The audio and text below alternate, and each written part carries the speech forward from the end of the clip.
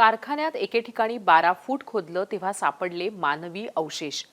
पती पत्नी और वोच्या नात्यांच्या गुंतागुंतीत पत्नीनं अखेरीस नवऱ्याचा बळी घेतल्याची ही आणखीन एक घटना।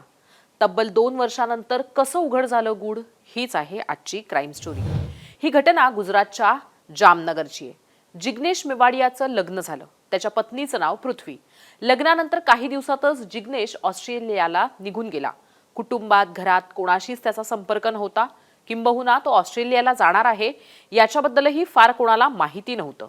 नातेवाईकांना जिग्नेशची ख्याली खुशाली त्याच्या पत्नीकडनंच कळत होती। ना पृथ्वी कोणाला जिग्नेशचा फोन नंबर द्यायची, ना जिग्नेश ऑस्ट्रेलियात कुठे राहतो हे सांगायची। पृथ्वी मात्र सगळ्या नातेवाईकांशी बोलायची, त्यांच्या संपर्कात राहायची, त्यांच्या कार्यक्रमात सुखदुःखात सहभागी व्हायची। कोणी जिग्नेश बाबत विचारलं तरी हसत सांगायची त्याची ख्याली खुशाली। सोबतच जिग्नेशशी संपर्क करणं, बोलणं यातल्या अडचणीही सांगायची। पण त्याच्या ऑफिसात बोलण्यावर असलेली बंधनं, ऑफिसच्या वेळा याबाबतही ती आवर्जून नातेवाईकांना सांगायची किंवा जो कोणी जिग्नेशबद्दल विचारायचा त्याला सांगायची।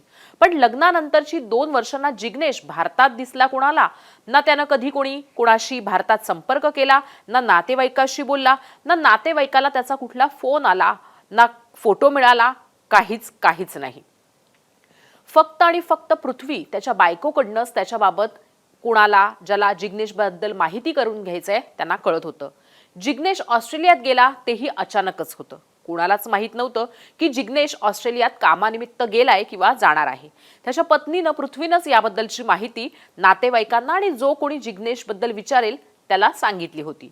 पृथ्वीच्या राहण्यावरून, तिच्या आनंदावरून, तिच्या नातेवाईकांमध्ये मिसळण्यावरून सगळ्यांना वाटत होतं की सगळं व्यवस्थित आहे।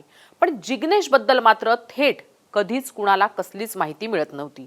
जिग्नेशच्या भावाला, आई वडिलांना थोडासा संशय होता।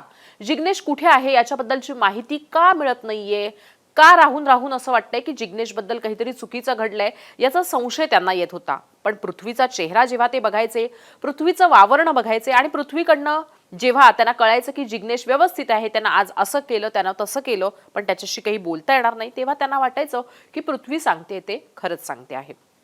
त्यांच्याकडे दुसरा काही पुरावाच नव्हता किंवा दुसरं काही कॉन्टॅक्टच नव्हता की ते जिग्नेशपर्यंत पोहोचू शकतील।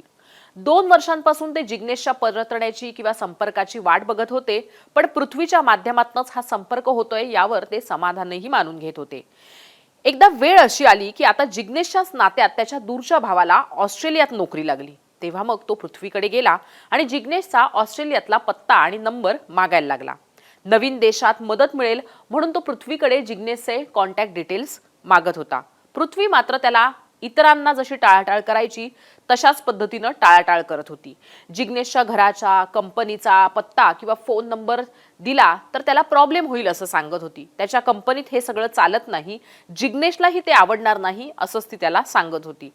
ते जुनं कारण, त्याच पद्धतीचं पृथ्वीचं बोलणं याच्यावरनं आता त्या जिग्नेशच्या दूरच्या भावाला संशय यायला लागला होता। घरी कोणाला काय सांगायचं याच्या विचारात तो असतानाच जिग्नेशच्या भावानं पृथ्वीवर दबाव टाकायला सुरुवात केली। आता पृथ्वीनं जर पत्ता किंवा फोन नंबर जिग्नेशचा दिला नाही तर तो नातेवाईकांना सांगेल अशी भीती त्यानं आता पृथ्वीला घालायला सुरुवात केली। आता पृथ्वीकडे पर्याय नव्हता। जिग्नेशच्या भावानं टाकलेल्या दबावात ती आली आणि तिनं जिग्नेशच्या भावाला खरी हकीकत सांगितली। जिग्नेशचा 2 वर्षांपूर्वीच मृत्यू झालाय, किंबहुना पृथ्वीनंच त्याचा खून केलाय हे तिनं जिग्नेशच्या भावाकडे कबूल केलं आणि त्याच्याकडनं आश्वासन घेतलं किंवा वचन घेतलं की त्यानं हे कुठेही सांगू नये। जिग्नेशच्या भावानं सुद्धा त्यावेळेस पृथ्वीला आपण हे कुठे सांगणार नाही असं सांगितलं आणि त्यानंतर तो तडक तिथनं बाहेर पडला आणि थेट पोहोचला पोलीस स्टेशनला आणि तिथं त्यानं पृथ्वी विरोधात तक्रार नोंदवली। जिग्नेशचा खून केलाय, पृथ्वीनं हे त्याच्याकडे कबूल केलंय हे त्यानं पोलिसांना सांगून दिलं आणि तक्रार नोंदवून टाकली। 2 वर्षांपासून एका माणसाचा अजिबात संपर्क नाही आणि त्याची पत्नीच सांगते की तिनं आपल्या पतीचा खून केलाय। तेव्हा मग पोलिसांनीही हे प्रकरण गांभीर्यानं घेतलं आणि तपासाला सुरुवात केली। पहिल्यांदा तर त्यांनी जिग्नेशच्या पत्नीला पृथ्वीला ताब्यात घेतलं आणि त्यानंतर पृथ्वीच्या सांगण्यावरून तिचा बॉयफ्रेंड निलेशला ताब्यात घेतलं। दोघांना समोरासमोर बसवून पोलिसांनी चौकशी केली। जिग्नेशचा मृतदेह निलेशच्या कारखान्यातच पुरल्याची माहिती पोलिसांना निलेश आणि पृथ्वीनं दिली आणि त्यानंतर पोलिसांनी निलेशच्या कारखान्यात जाऊन पुरावा शोधण्यासाठी सुरुवात केली। निलेशनं सांगितलेल्या ठिकाणी ड्रिलिंगनं 12 फूट खोल खड्डा खणण्यात आला। पोलिसांना तेव्हा पुरावा सापडला। मानवी सापळा सापडला नाही, पण मानवी सापळ्याचे काही अवशेष, काही भाग तिथं त्या 12 फूट खोल खड्ड्यात पोलिसांना सापडले। जिग्नेशच्या शरीरावर असलेल्या काही वस्तू, ज्यात जिग्नेशची अंगठी होती, ती सुद्धा त्या खड्ड्यात सापडली आणि इतर काही वस्तू पोलिसांना तिथं आढळल्या। त्याच्या आधारे आणि डीएनए टेस्टवरनं पोलिसांनी तो मृतदेह किंवा तो जो सापळा आहे तो जिग्नेशचा असल्याचं जाहीर केलं।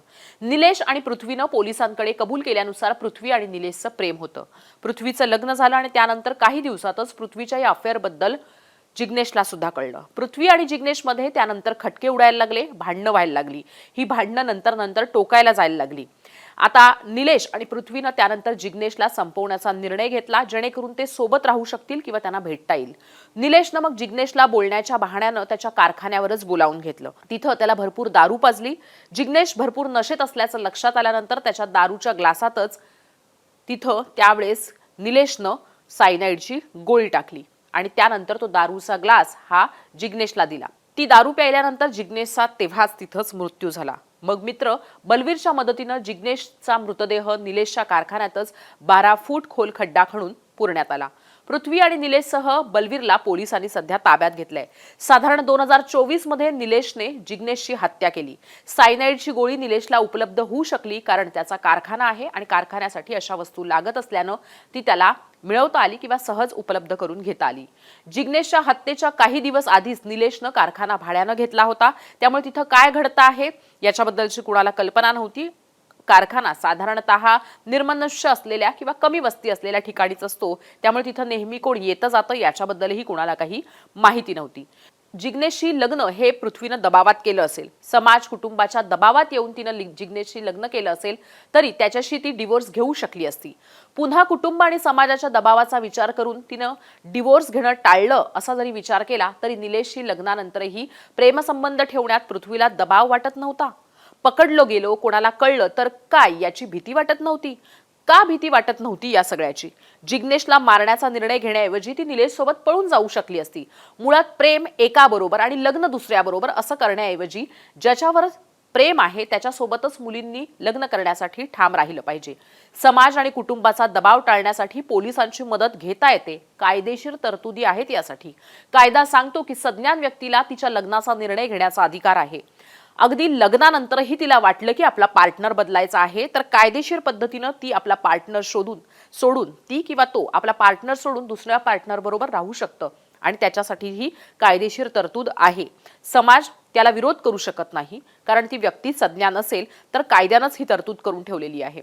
एखाद्या व्यक्तीचं कुटुंबही त्या व्यक्तीवर लग्नासाठी दबाव टाकू शकत नाही। एखाद्या व्यक्तीच्या मनाविरुद्ध लग्न लावून देऊ शकत नाही कुटुंब सुद्धा। एखाद्याचा जीव घेण्यात दबाव का वाटत नाही लोकांना? का जीव घेणं लोकांना सोपं वाटतं? पृथ्वीचं चुकलंच, तिनं जीव घेतला, माणसांची फसवणूक केली, पण हे सगळं करताना तिला समाज आणि कुटुंबाच्या दबावाची भीती नाही वाटली। जिग्नेशचा याच्यात जीव गेला, पण प्रेमासाठी एखाद्याचा जीव घेणं हे खरोखर वाढत चाललेलं आहे। अशातच महिलांकडून, पत्नीकडून होणारी पतीची हत्या हा समाजासाठी सुद्धा चिंतेचा विषय बनतोय।